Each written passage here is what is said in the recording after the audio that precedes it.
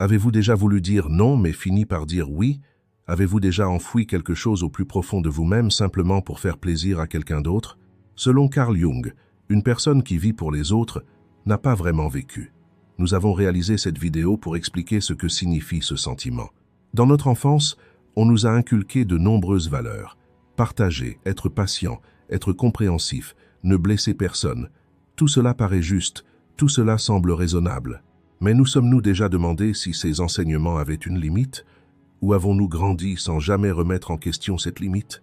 Carl Jung affirme qu'il existe une tension profonde entre les schémas extérieurs qu'une personne adopte et son véritable moi.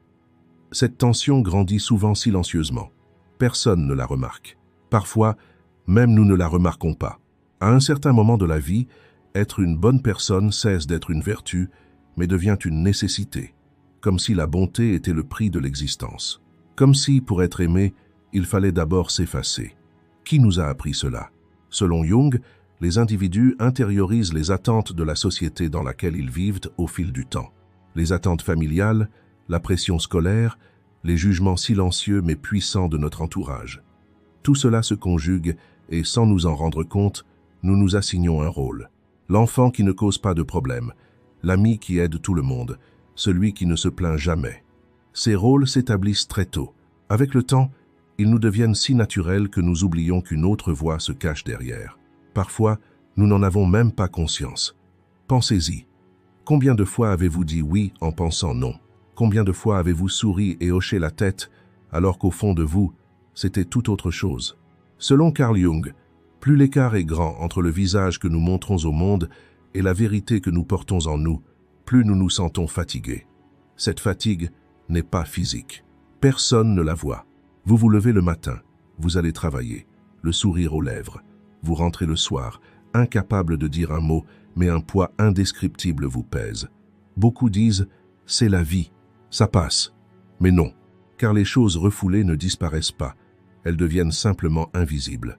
Alors pourquoi ressentons-nous toujours le besoin d'être bons? Prenons un instant pour y réfléchir. Carl Jung affirme que l'une des peurs les plus fondamentales de l'humanité est l'exclusion. Être rejeté, ne pas être aimé, ne pas être approuvé. Cette peur est innée. Nous avons peur de déplaire. Nous avons peur de décevoir. Cette peur grandit à chaque fois que nous disons « oui ». Être une bonne personne n'est pas le problème. Nous ne méprisons pas ceux qui le choisissent. Jung demande « cette bonté est-elle un choix libre ou un réflexe de protection ?» La différence est immense. Une personne naturellement bonne peut aussi dire non quand c'est nécessaire. Une personne qui paraît bonne par peur ne peut pas dire non, car dire non signifie tout perdre pour elle. Du moins, c'est ce qu'elle ressent au fond d'elle. En grandissant, nous n'avons jamais remis en question ce qu'on nous avait appris. Personne ne nous demandait « Comment vous sentez-vous quand vous suivez ces règles ?» On nous disait simplement « Voilà comment on fait ». Et nous faisions comme tout le monde. Nous recevions de la compréhension, de l'approbation et nous nous sentions aimés.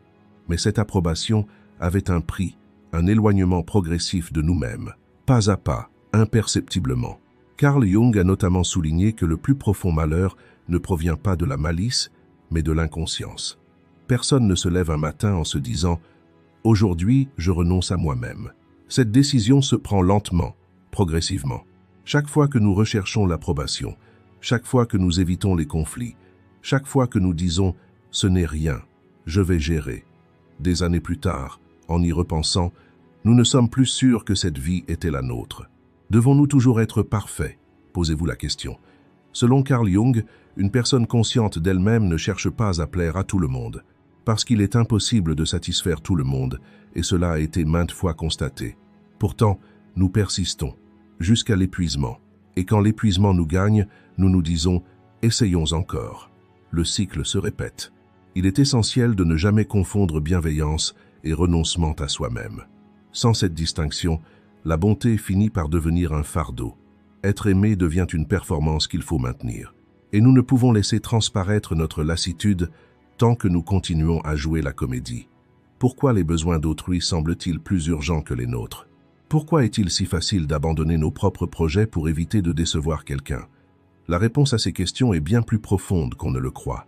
Jung ne néglige jamais cette question, car selon lui, Derrière chaque réaction extérieure se cache un sentiment bien plus ancien et silencieux. Carl Jung a compris que le fait de privilégier les autres est souvent motivé par la peur et non par l'amour. Les deux peuvent paraître très similaires de l'extérieur, mais les sentiments qu'ils suscitent intérieurement sont complètement différents. Un sacrifice né de l'amour allège le fardeau. Un sacrifice né de la peur, en revanche, ronge peu à peu la personne de l'intérieur. Lequel ressentez-vous le plus souvent? Un ami nous demande quelque chose et nous disons « d'accord ». Qu'y avait-il en nous à ce moment-là? Un désir sincère de donner. Ou la question « que vont-ils penser si je dis non ?» Souvent, nous ne faisons même plus la distinction entre les deux, car cette peur s'est enracinée en nous si tôt que nous ne pouvons plus distinguer sa voix de la nôtre. C'est comme si ce sentiment nous appartenait, mais il n'en est rien. Selon Jung, ces schémas comportementaux trouvent leur origine dans l'enfance. Prenons l'exemple d'un jeune enfant. Il a besoin de l'approbation de sa famille. Être aimé, se sentir en sécurité, exister, tout cela dépend de cette approbation. L'enfant apprend très tôt « je serai accepté si je me conforme aux attentes ». Lorsqu'il élève la voix, pleure ou pose des limites, l'atmosphère devient tendue. Il ne veut pas ressentir cette tension. Qui le voudrait? Progressivement, il commence à réguler l'environnement, et non lui-même. Il rit pour apaiser les tensions. Il se soumet pour être accepté. Il disparaît pour être aimé. Ce n'est pas seulement l'histoire d'un enfant, c'est l'histoire de beaucoup d'entre nous. Cet enfant grandit, mais la leçon qu'il a apprise ne s'estompe pas, elle ne change pas. Devenu adulte, il agit encore par réflexe. Il baisse la voix au travail. Dans ses relations, il est toujours celui qui se soumet. Lors de disputes familiales, il cède, même lorsqu'il a raison, car le conflit réveille encore en lui ce vieux danger. Il n'en a pas conscience, mais son corps se souvient de cette leçon. Carl Jung explique à quel point la peur du rejet façonne profondément une personne. Cette peur est universelle, indépendante des cultures et des époques. L'être humain aspire à appartenir à un groupe. Il ne veut pas être exclu. C'est un besoin fondamental. Nous ne réalisons pas à quel point nous nous compromettons pour y parvenir. Nous taisons notre voix pour être inclus. Nous cachons notre besoin d'être aimé. Au bout d'un certain temps, une personne reste au sein du groupe, modelée à l'image des autres. On ne sait plus si elle possède une voix unique. Ce faisant, nous nous disons « ce n'est pas grave, je vais gérer » ou « ça va, ce n'est pas important ». Ces phrases semblent anodines. À chaque répétition, nous rendons nos propres besoins un peu plus invisibles. Ce qui est rendu invisible ne disparaît pas. Cela s'accumule en nous, silencieusement, patiemment, lentement. Selon Carl Jung, une personne qui fait constamment passer les autres, avant elle finira tôt ou tard par nourrir un profond sentiment d'injustice. Elle n'en parle à personne. Être n'en a-t-elle pas la possibilité? Ce sentiment demeure « j'ai toujours donné et personne ne l'a vu. J'ai toujours compris et personne ne comprenait. » Combien de personnes autour de nous portent ces pensées en elles? Ce sentiment d'injustice nous culpabilise. Selon Carl Jung, faire passer les autres avant soi n'est ni une vertu ni un vice en soi. La raison qui nous pousse à le faire change tout. Désirons-nous vraiment donner ou cherchons-nous à éviter le rejet? Organisons-nous notre environnement par amour ou par peur des tensions? Les réponses à ces deux questions en disent long sur nous-mêmes. Prenons l'exemple d'une relation. Si les deux partenaires font constamment passer l'autre avant eux, la relation semble saine de l'extérieur. Pourtant, il arrive qu'ils s'enlisent dans un malheur silencieux, car aucun des deux ne parvient à exprimer ses propres besoins. Personne ne parle. Chacun est bien intentionné. Il n'y a plus de véritable contact dans cette relation, seulement une façade où chacun s'adapte à l'autre. On ne peut véritablement exister sans pouvoir s'exprimer. Selon Carl Jung, celui qui ne peut formuler ses besoins, qui ne peut poser ses limites, se perd peu à peu dans la relation. Au bout d'un moment, il ne sait même plus quelle est sa place dans cette relation. Personne ne nous a montré d'autre voie. Personne ne nous a dit « on peut penser aux autres tout en restant soi-même ». Nous avons grandi avec l'idée qu'il fallait choisir entre l'un ou l'autre. L'amour et le respect de soi semblaient s'opposer. Or, selon Jung, ces deux notions ne s'excluent pas mutuellement. Au contraire, l'une est incomplète sans l'autre. Intérioriser cette idée n'est pas chose aisée, car ce que nous voulons changer, c'est quelque chose qui nous a semblé juste pendant des années. Rompre une habitude qui nous paraît mauvaise est déjà difficile, mais remettre en question une habitude qui nous paraît juste l'est bien davantage. Il faut un certain courage pour être honnête avec soi-même. Ce courage ne naît pas des grandes décisions, mais de ces petites questions que l'on se pose au quotidien. Est-ce que je fais cela par véritable envie ou est-ce que je fuis autre chose? Personne n'en parle ouvertement, car pour en parler, il faut d'abord en prendre conscience. Et cette prise de conscience est parfois l'étape la plus difficile. Se perdre ne se fait pas en un instant. Le plus souvent, cela ne survient pas brutalement. Cela arrive silencieusement, lentement, jour après jour, décision après décision, tout en se disant « ça va aller ». Un jour, on réalise que la vie existe, mais qu'on n'y est pas. Ou bien on y est, mais on ne se reconnaît plus. Jung l'a très bien compris.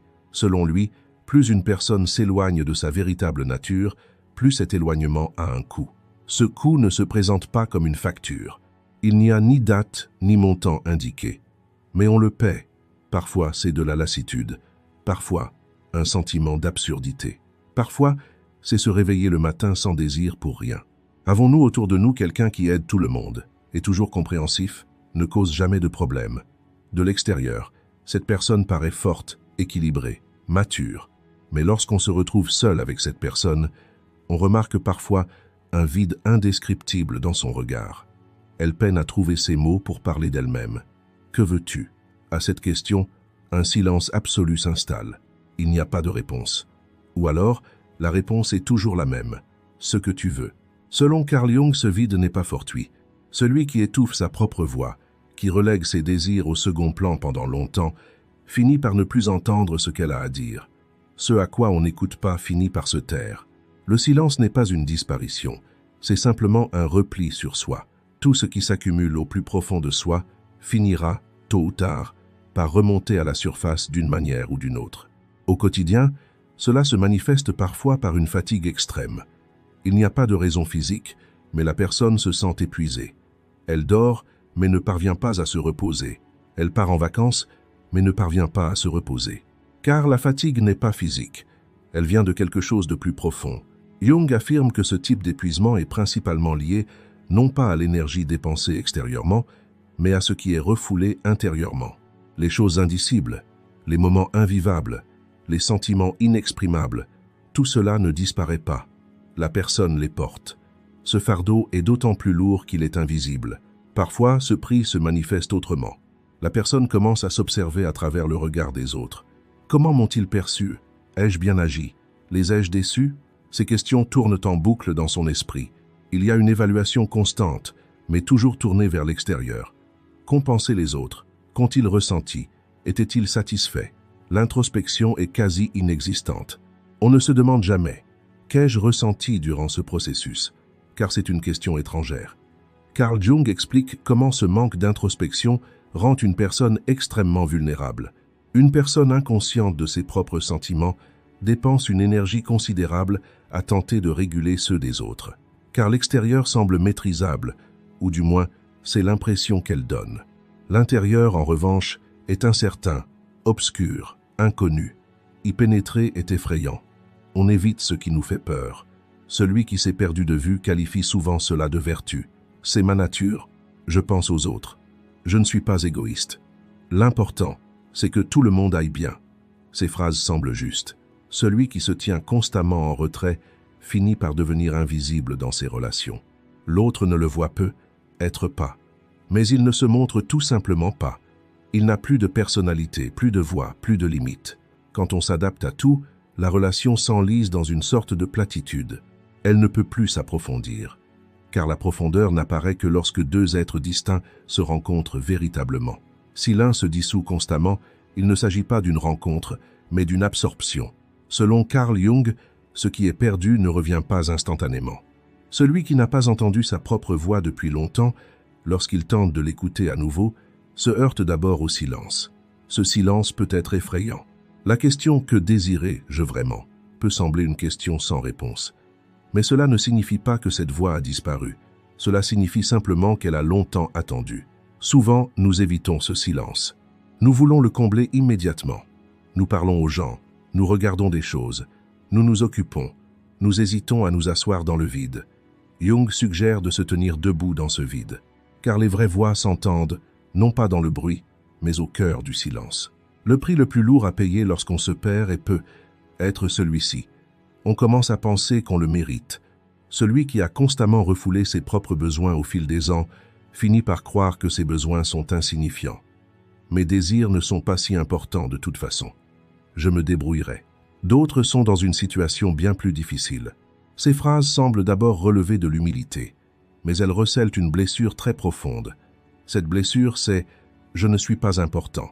Carl Jung ne porte aucune accusation et ne met personne au pied du mur lorsqu'il dit tout cela. Il dit simplement « voyez, remarquez », car ce qui passe inaperçu ne peut changer, et ce qui ne peut changer continue de ronger une personne de l'intérieur, silencieusement, patiemment, sans rien dire à personne. Selon Carl Jung, on ne peut véritablement rien donner à autrui sans être en paix avec soi-même. Il ne s'agit pas d'une leçon de morale, mais d'une observation bien plus concrète. On ne peut verser d'eau d'un vase vide. On ne peut espérer un amour véritable, un intérêt sincère ou un soutien authentique de la part de quelqu'un qui est vide intérieurement. De l'extérieur, on peut avoir l'impression qu'il donne, mais ce don est vain. Celui qui donne comme celui qui reçoit le savent, même si souvent aucun des deux ne parvient à l'exprimer. Que signifie se connaître soi-même d'abord? Jung l'explique ainsi. Celui qui connaît ses propres besoins, ses propres limites, sa propre structure, peut établir des relations plus solides avec autrui. On ne peut connaître les autres sans se connaître soi-même. On ne peut véritablement toucher la douleur d'autrui sans reconnaître la sienne. On ne peut voir comment nos peurs nous contrôlent sans en avoir conscience. Ce que l'on ne voit pas nous façonne à notre insu. Avons-nous déjà vécu cela? Être là pour quelqu'un, l'écouter, le soutenir, tout en nous sentant nous-mêmes terriblement mal. Quelque chose nous pèse, un fardeau, mais nous le repoussons. Pas maintenant. D'abord cette personne. L'instant passe, puis un autre arrive, puis un autre encore. Nous n'avons jamais le temps pour ce sentiment d'être piégé. Jung dit que ce schéma nous mine, nous et la relation, à long terme, car le soutien que nous apportons en nous mettant de côté perd de son authenticité avec le temps. Nous ne pouvons pas vraiment nous concentrer sur l'autre personne, tout en portant un fardeau toujours plus lourd. Même si nos corps sont présents, nos esprits sont ailleurs. On le ressent, même sans le dire ni l'expliquer. Celui qui se met constamment en retrait finira tôt ou tard par tenir un registre. Ce n'est pas conscient. Personne ne dit « je commence à compter ». Mais ce comptage se fait silencieusement. J'ai toujours donné, j'ai toujours compris, je me suis toujours adapté. À un certain point, ce calcul se transforme en ressentiment. Et ce ressentiment s'installe lentement dans la relation, silencieusement, sans un bruit. Jung affirme que ces ressentiments ne proviennent pas de grandes disputes, mais de l'accumulation de petites choses qu'on ne peut exprimer. Dire « se faire passer en premier » ne signifie pas abandonner l'autre. Au contraire, c'est être plus honnête avec lui. Une personne qui connaît ses limites fait preuve de respect envers elle-même et envers l'autre lorsqu'elle peut dire « je ne peux pas faire ça ». Car dire oui à quelque chose qu'on ne peut pas faire nuit non seulement à soi-même, mais aussi à la relation. Tout ce qui est donné sans sincérité finit par devenir un fardeau. Porter ce fardeau ressemble à de la lassitude, non à de l'amour. Selon Carl Jung, on a souvent tendance à se refuser la même valeur qu'aux autres. C'est comme si prendre soin de soi était un luxe, tandis que prendre soin des autres était un devoir. Minimiser sa propre souffrance et exagérer celle des autres ne fait pas de vous une meilleure personne. Cela ne fait que vous épuiser. Essayez de changer cette habitude, de considérer nos propres besoins comme secondaires à l'âge adulte, peut nous donner l'impression de mal agir. Selon Carl Jung, respecter sa propre existence n'est pas manquer de respect aux autres. Prendre ses propres sentiments au sérieux ne signifie pas minimiser ceux d'autrui. Il ne s'agit pas d'une compétition. Nous vivons souvent comme si l'amour, l'attention et la valeur qui nous habitent étaient une ressource limitée, et que si l'un s'en empare, l'autre disparaît. Plus vous êtes authentique et honnête avec vous-même, plus vous pouvez donner authentiquement aux autres. Prenons l'exemple d'une relation. Imaginez une personne qui se donne sans cesse, dit oui à tout et ne pose jamais de limites. De l'extérieur, elle paraît altruiste. Mais que reste-t-il de cette relation au fil du temps?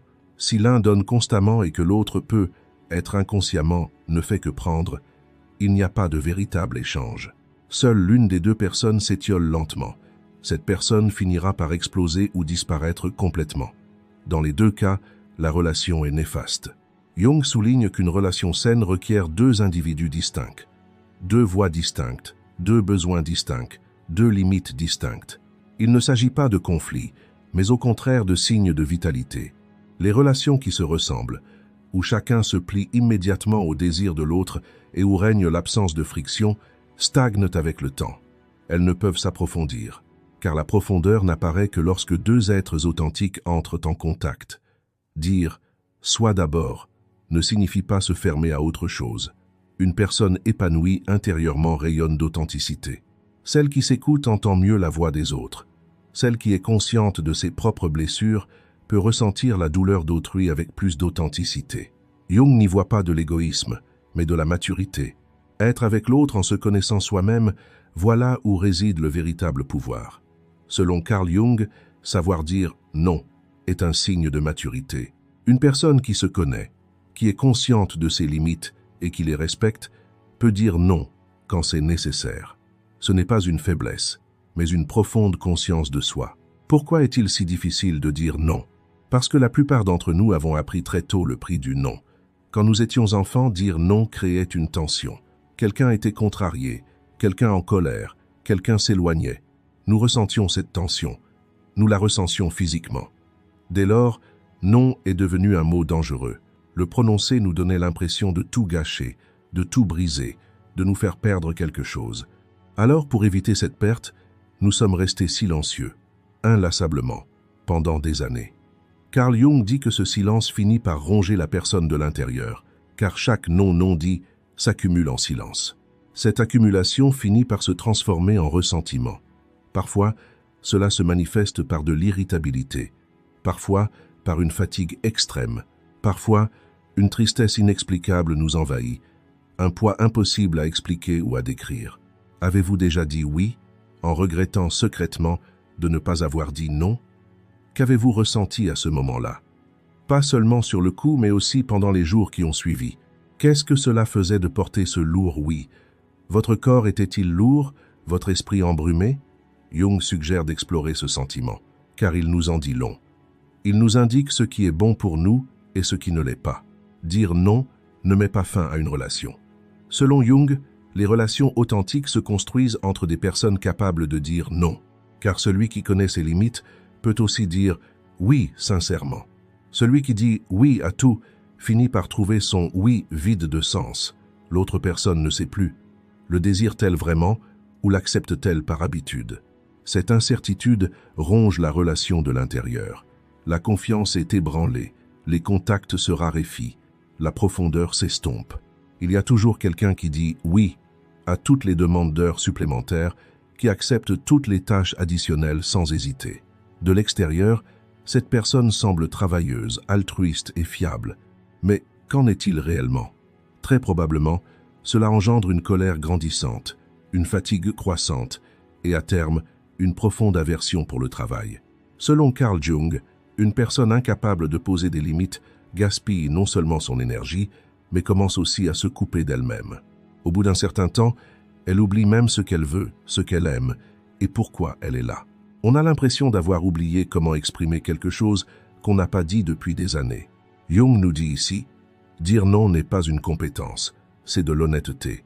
Une honnêteté qui consiste à ressentir ce qui est juste en soi et à ne pas hésiter à l'exprimer.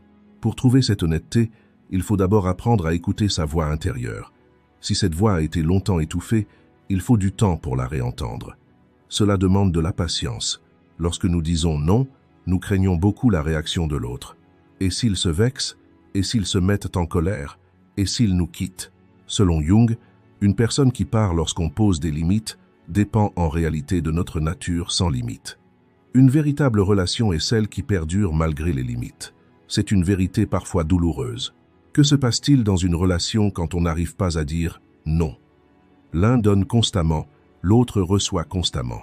Comme celui qui donne ne choisit pas librement cette situation, son fort intérieur se vide peu à peu. Un jour, il se retire complètement ou laisse éclater toutes ses émotions refoulées. Dans les deux cas, la relation en souffre gravement. Ne pas dire non peut sembler sauver la situation sur le moment, mais cela prépare le terrain pour une rupture bien plus grave par la suite. Selon Jung, on ne peut véritablement respecter les autres sans se respecter soi-même. Dire non est l'une des formes les plus fondamentales du respect de soi. Reprendre le contrôle de son temps, de son énergie, de ses limites, ce n'est pas à sous-estimer. Au contraire, C'est un signe concret de maturité. Non n'est pas une fin. Cela ne met pas fin à quoi que ce soit. Au contraire, cela marque un début. C'est le début du retour à votre propre voie. C'est la renaissance d'une honnêteté longtemps refoulée. Cette honnêteté vous amène, ainsi que vos relations, à une authenticité bien plus grande. Tout oui donné par peur est vide de sens. Un oui qui suit un non sincère est porteur d'une véritable signification. Jung nous le montre. Vos limites ne vous diminuent pas. Elles vous définissent. À quoi pensons-nous quand on évoque la paix? À un foyer paisible, à une journée sans contrainte, peut être à un lieu de vacances isolé, ou encore à une vie où règne la sérénité, où personne n'est contrarié et où tout se déroule pour le mieux. Carl Jung nous propose une vision bien différente. Selon lui, la paix ne découle pas de conditions extérieures favorables. Aussi calme que soit le monde extérieur, si la tempête gronde à l'intérieur, ce silence est vain. Alors, où commence la véritable paix? D'après Jung, elle commence par l'honnêteté envers soi-même. Or, nous sommes nombreux à être honnêtes envers nous-mêmes bien moins souvent que nous ne le pensons. Nous sommes parfois ceux qui se mentent le plus. Nous disons « je vais bien », mais ce n'est pas le cas. Nous disons « ce n'est pas important », mais c'est très important. Nous disons « ça va passer », mais ce n'est pas le cas. Ces petits mensonges s'accumulent, silencieusement, imperceptiblement, mais ils s'accumulent. Nous avons souvent cherché la paix à l'extérieur de nous-mêmes, dans l'approbation d'autrui, dans la stabilité d'une relation, derrière un titre. Nous l'avons même cherché dans un like sur les réseaux sociaux, nous avons cru l'avoir trouvé un instant, puis il a disparu. Jung n'y voit pas une coïncidence. Toute satisfaction extérieure est éphémère, car elle ne comble pas le vide intérieur. Peu importe à quel point on le remplit, si sa source est intérieure, il se rouvre. D'où vient ce vide? Le plus souvent, il vient du fait de ne pas écouter sa propre voix pendant trop longtemps, de chaque instant où l'on néglige ses propres besoins, de chaque nuit où l'on refoule ses propres sentiments, de chaque phrase que l'on aurait voulu dire mais que l'on a tue. Jung dit que ces choses refoulées ne disparaissent pas. On peut les ignorer, les dissimuler, tenter de les étouffer par divers moyens. Elles sont là. L'agitation provient souvent précisément de cela, de choses que l'on ne veut pas voir, mais qui ne disparaissent pas. Quels sont les moments de notre vie où nous nous sentons le plus en paix? Souvent, ce ne sont pas les moments où il se passe beaucoup de choses. Au contraire, ce sont les moments où l'on est le plus honnête avec soi-même, le moment où l'on finit par dire quelque chose, le jour où nous prenons une décision qui vient véritablement de l'intérieur.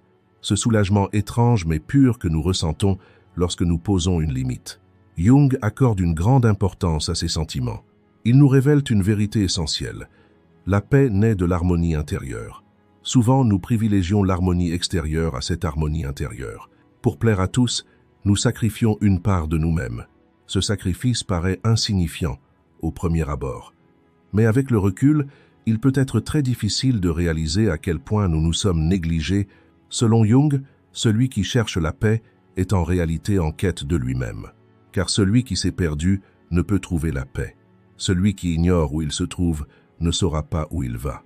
Celui qui se conforme constamment aux autres finit par perdre sa véritable identité. Un jour, il se regarde dans le miroir et ne parvient plus à se reconnaître. Il le reconnaît, mais sans vraiment le comprendre. Ce sentiment d'étrangeté est une douleur silencieuse. Souvent, on ne l'exprime à personne, car, de l'extérieur, tout semble aller pour le mieux. Il y a le travail, les relations, le quotidien qui suit son cours. Mais il manque quelque chose en nous. Ce manque est indescriptible. Même la question « Pourquoi suis-je malheureux ?» reste sans réponse. Cette question sans réponse nous révèle quelque chose. Faire la paix avec soi-même ne signifie pas effacer son passé, ni justifier pleinement ses décisions. Selon Jung, la paix intérieure commence par accepter d'être vu tel que l'on est. Avec ses défauts, ses peurs, ses besoins, elle commence par le sentiment profond que l'on mérite d'être aimé, même sans être parfait. La vraie paix est une chose paisible. Elle ne requiert pas grand-chose. Elle n'a pas besoin des éloges de tous. Elle n'est pas liée à une vie sans défaut. Selon Jung, cette paix naît d'un pacte avec soi-même. Elle naît de l'acceptation de ne pas avoir à contrôler chaque réaction des autres, de la conviction profonde que ses propres sentiments ont un sens. Ce chemin est semé d'embûches. Personne ne peut se contenter de dire « à partir d'aujourd'hui, je serai honnête avec moi-même » et passer à autre chose sans effort.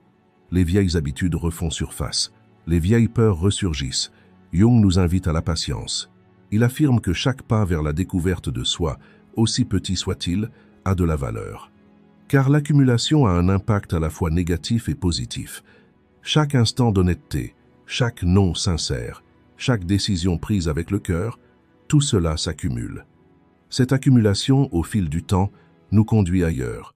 La paix ne se trouve pas dans l'immobilisme. Elle se trouve lorsqu'on avance en accord avec soi-même. Cela ne signifie pas renoncer à plaire aux autres, car une vie sans un véritable soi est comme un vase vide, aussi plein qu'il puisse paraître.